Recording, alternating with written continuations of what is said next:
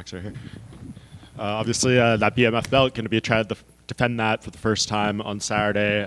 But this fight, I think, just between you and Dustin, kind of BMF's defined. So as we sit here on fight week, just what are you feeling towards this matchup?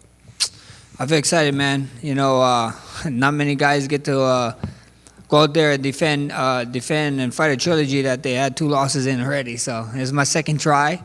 Trying not to go 0-6 here, so I'm excited. You had the first face-off of Fight Week with him yesterday. He said he was surprised how big you were a little bit. What was your takeaways from the stare-down?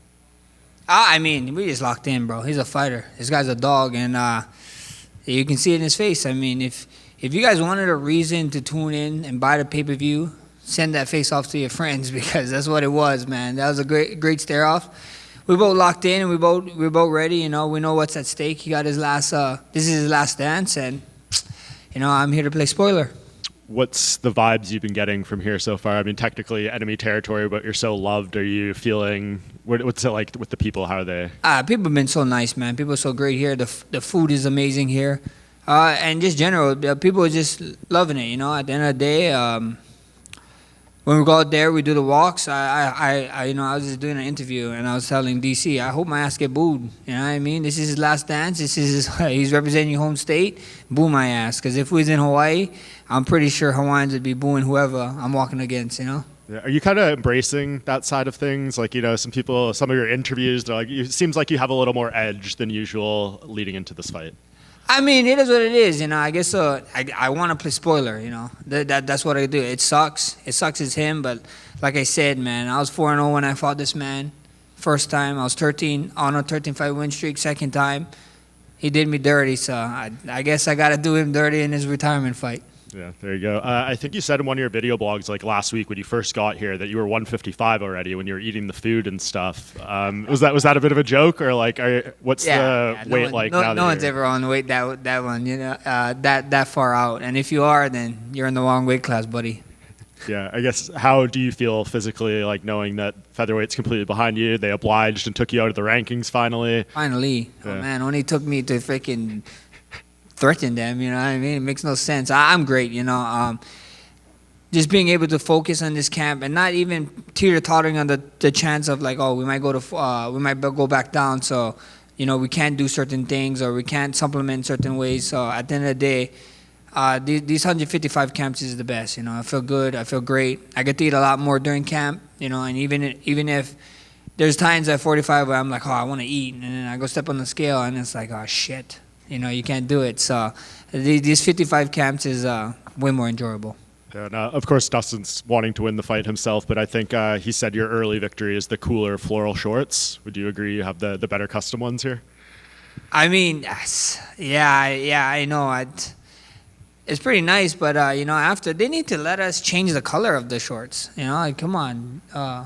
Venom or UFC, let us change it up a little bit. You know, we know we're gonna sell it, so we see it happen. His is cool too. I mean, everybody who got custom shorts is pretty sick. You know, so I'm just happy that I'm one of the fighters that got it. I was one of the first ones, so that was dope. Yeah, and he's gonna have Lil Wayne walk out with him apparently for his walkout. If you could have someone for whenever your retirement fight comes, rap you out or sing you out, who would it be? If I had to send somebody, it gotta be my man Moki Boy, the guy who sings my Hawaiian kickboxer. It needs to be him. Anybody else that would just be disrespectful. You know, I walk into Hawaiian kickboxers for forever now, so if he could do that, I'd be sick. Max, you've always been really good-natured about the second loss to Dustin, but was that one that you've always wanted to get back, right? Because it was a very close fight, and you were coming in on short notice and didn't have the time to bulk up. So was there something about that loss that particularly pissed you off?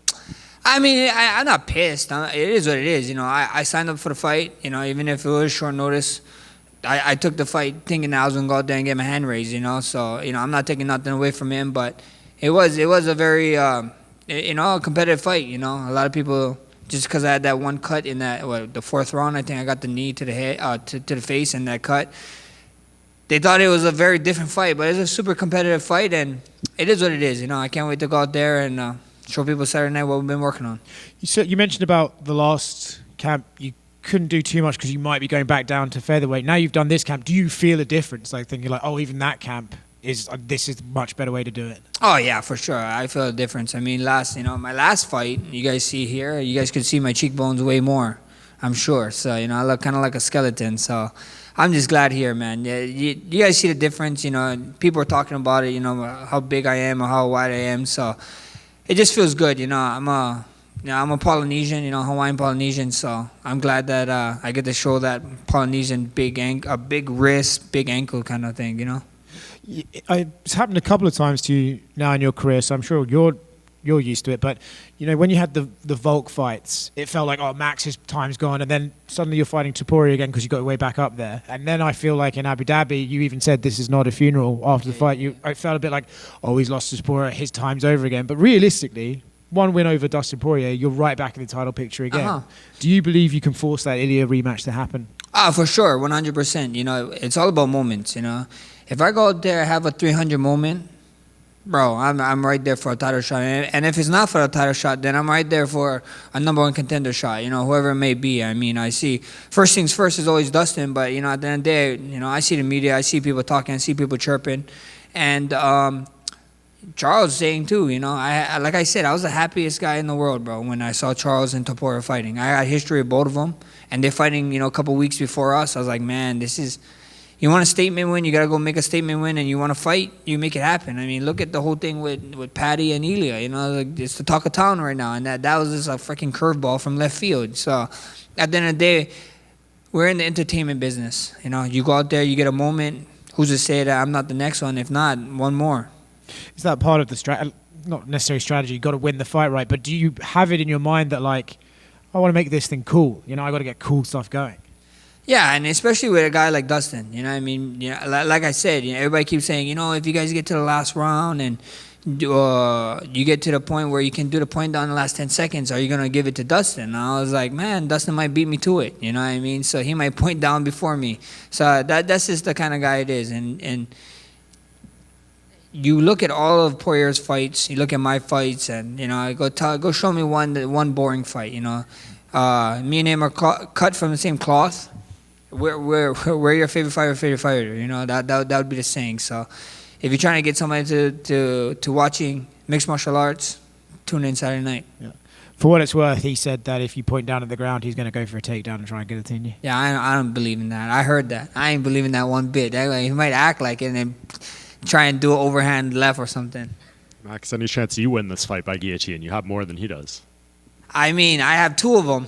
I have 2 guillotines on my record, so, you know, but if the opportunity presents itself to say that you jumped the ghillie and jump the ghillie man, it would be pretty cool.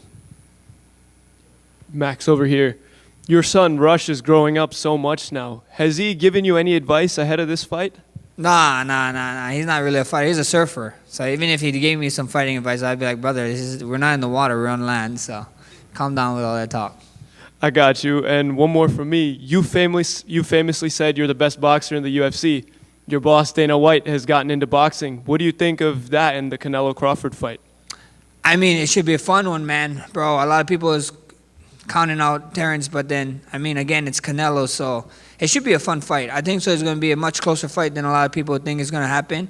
I think Terrence can actually win in there, but, you know, we see what happens. Terrence looked like a big boy too, bro. He looked like a big boy, and he knows wrestling. You know, so at the end of the day, when he's in there in the clinches, I wouldn't be surprised of seeing trips or something from him. Max, overall, are you expecting a hostile crowd inside Smoothie King Center? And additionally, does that add fuel to your fire?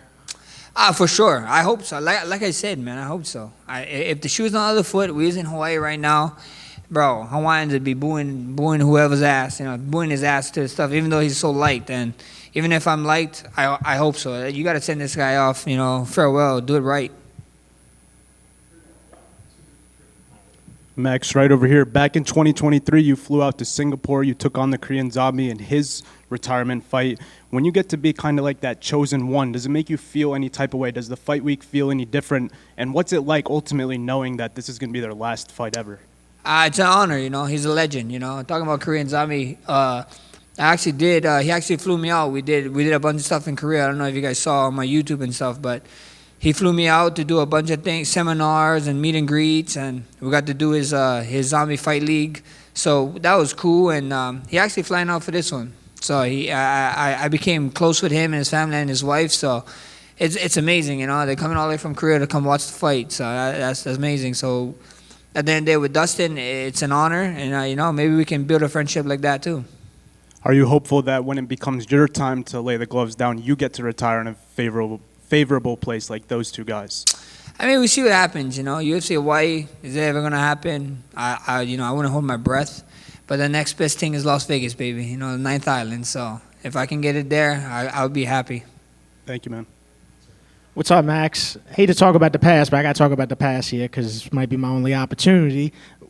When you knocked out Gaethje at 300, that feeling at the buzzer, all that, do you think that that's like the best a human can feel, like ever doing anything? Yeah, 100%. You know what I mean? That's the top of the top, bro. I mean, imagine for normal people, you know, like imagine you put $100 on red, right, and it hits. That's exactly what that moment is times 1,000. You know what I mean? Like I can relate to people. Like I stream over on Kick. You know what I mean? Come through and we do some steak streams, bro. I'm screaming like, oh, I knocked out Gaethje when I win, you know, like $100 buy, and you win like 10K. Like, holy shit, this is still amazing, you know. So, I'm for sure that feeling is unreal. And for the record, man, I'm from New Orleans, and I can tell you now, I'm not gonna boo you, bro. No, So, brother, you gotta boo me right now, bro. You gotta do him right, you know. But someone boo his ass, boo this man. I can't do it, Max. I can't. Thank you, brother. Thank you. Devin Johnson. Max, you've had an enduring career, one that spanned many fights. I just wanted to ask, what is the recovery process that goes into being a UFC fighter? You know, it's a lot. You know, it takes a village, and I have a. For how long I've been in the UFC, I have a lot of doctor friends now, so that is great.